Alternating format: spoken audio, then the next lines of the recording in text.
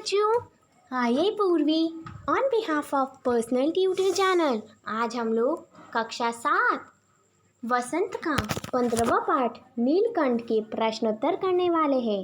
पहला प्रश्न है, मोर मोरनी के नाम किस आधार पर रखे गए? इसका उत्तर है नीलहाप ग्रीवा अर्थात नीली गर्दन के कारण मोर का नाम नीलकंठ रखा गया और वह मोरनी सदा उसकी छाया के समान उसके साथ रहती, इस कारण उसका नाम राधा रखा गया। दूसरा प्रश्न है, जाली के बड़े घर पर मोर के बच्चे का किस प्रकार स्वागत हुआ? इसका उत्तर है दोनों नवागंतुकों ने पहले से ही उस घर में रहने वाले लोगों को उस प्रकार का कौतूहल जगाया जैसे नववधू के आगमन पर परिवार में उत्सुकता और प्रसन्नता होती है।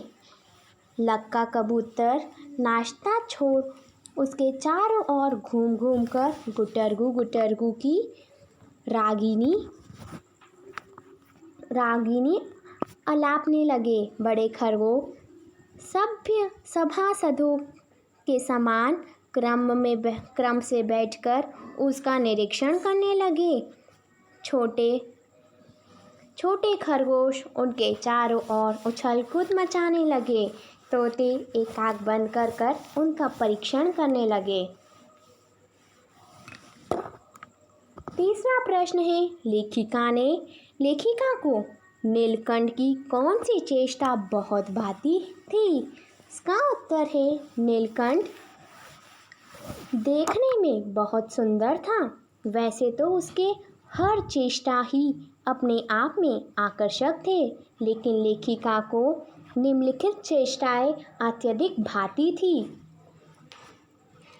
पहला है, मेघों के गर्जन की ताल पर उसका इंद्रधनुष के गुच्छे जैसे पंखों को मंडलाकर बनाकर तन्मय होकर नृत्य करना। और दूसरा है, लेखिका के हाथों से होले होले चने उठाकर खाते समय उसकी चेष्टाएं हंसी और विस्मय उत्पन्न करती थी। चौथा प्रश्न है, इस आनंदोत्सव की रागिनी में बेमेल स्वर कैसे बज उठा? वाक्य किस घटना की ओर संकेत कर रहा है? इसका उत्तर है, इस आनंदोत्सव की रागिनी में बेमिसाल स्वर कुब्जा मोरनी के आने के कारण बज उठा। एक दिन महादेवी वर्मा नखास कोने से निकली तो बड़े मियाँ ने उन्हें एक मोरनी के बारे में बताया जिसका पाँव घायल था। लेखिका उसे 7 रुपये में खरीदकर अपने घर ले आई और उसकी देखभाल की। वह कुछ ही दिनों में स्वस्थ हो गई। उसका नाम कुब्जा रखा गया। वह स्वभाव से मेल मिलाप वाली न थी। ईर्ष्यालु प्रकृति के कारण वह नीलकंठ और राधा के साथ साथ ना देख पाती थी। जब भी उन्हें साथ देखती तो राधा को नोच डालती। वह स्वयं नीलकंठ के साथ रहना चाहती थी। एक बार उसने राधा के अंडे भी तोड़ डाले। इस कोलाहल व राधा की दूरी ने नीलकंठ को अप्रसन्न कर दिया, जो अंत में उसके मृत्यु का कारण बना। पांचवा प्रश्न है, बसंत ऋतु में नीलकंठ के लिए जाली घर में बंद रहना असहनीय क्यों हो जाता था? इसका उत्तर है, नीलकंठ को फलों के वृक्षों से भी अत्यधिक पुष्पित व पल्लवित यानी सुगंधित व खिले पत्तों वाले वृक्ष भाते थे।